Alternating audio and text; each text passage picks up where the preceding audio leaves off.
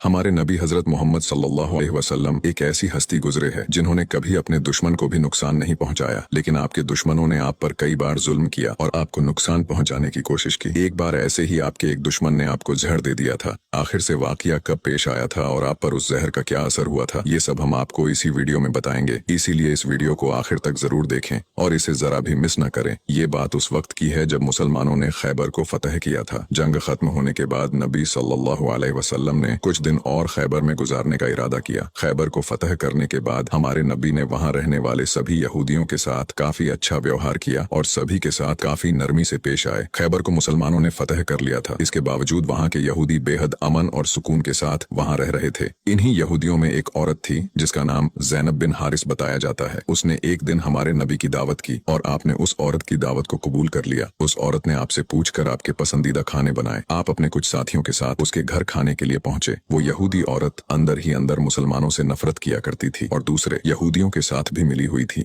जो मुसलमानों के दुश्मन थे। उस औरत ने खाने में पेश होने वाले बकरी के गोश्त में जहर मिला दिया था। जब जहर से भरे उस गोश्त को आपके सामने पेश किया गया और आपने खाने के लिए एक निवाला उठाया और अपने मुंह में रखा तो आप समझ गए कि इसमें जहर मिला हुआ है। आपने तुरंत अपने साथियों को खाना खाने से रोक दिया और कहा कि इसमें जहर मिला हुआ है, लेकिन अफसोस के आपके कुछ साथी उस वक्त तक कुछ गोश्त खा चुके थे जिसकी वजह से उनकी शहादत हो गई। कहा जाता है कि जहर के बारे में हमारे नबी को उस जहर की बोटी ने ही खबरदार किया था। इस वाक़ये के बाद उस औरत के साथ साथ उसके सभी साथियों से पूछताछ की गई तो उन्होंने न सिर्फ अपना गुनाह कबूल किया बल्कि ये भी कहा कि हमने आपके साथ ये इसलिए किया क्योंकि हम ये देखना चाहते थे कि आप अल्लाह के सच्चे नबी हैं या नहीं। अगर आप अल्लाह के सच्चे नबी हैं तो इस जहर का आप पर असर नहीं होगा और अगर आप अल्लाह के नबी नहीं हैं तो हमें आपसे छुटकारा मिलेगा। ये बात तो सब जानते हैं कि हमारे नबी ने कभी किसी से बदला नहीं लिया, जबकि आप पर कई बार बहुत जुल्म किया गया जिसके बारे में कोई सोच भी नहीं सकता। लेकिन जब उस जहर की वजह से आपके सहाबा की शहादत हुई थी तो कानून के मुताबिक उस औरत को भी कत्ल कर दिया गया। लेकिन कुछ रिवायतों में आता है कि उस औरत ने खुदकुशी कर ली थी। वही कुछ रिवायतों में कहा जाता है कि उस औरत को माफ कर दिया गया था। इस बारे में कई मुफस्सरीन अपनी अलग अलग राय रखते हैं। एक हदीस में हजरत आयशा फरमाती है कि जब नबी सल्लल्लाहु अलैहि वसल्लम की जिंदगी के आखिरी दिन चल रहे थे और आप बीमार रहा करते थे, उस समय आप कहा करते थे कि खैबर में जो मैंने जहर से मिले हुए गोश्त का टुकड़ा खाया था उसका दर्द मैं आज भी महसूस कर सकता हूँ। ये बात कई किताबों से साबित है कि उस जहर का असर हमारे नबी के आखिरी दिनों में देखा गया था और इसी जहर के असर ने आपकी वफात में एक अहम किरदार अदा दिया था।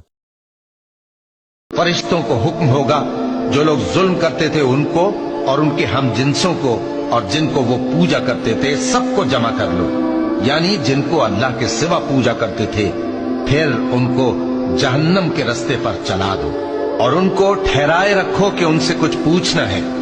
तुमको क्या हुआ कि एक दूसरे की मदद नहीं करते? असल बात यह है कि आज ये लोग अपनी गलती तस्लीम कर रहे हैं और वो एक दूसरे की तरफ रुख करके सवाल और जवाब करेंगे। पैरोकार अपने पेशवाओं से कहेंगे।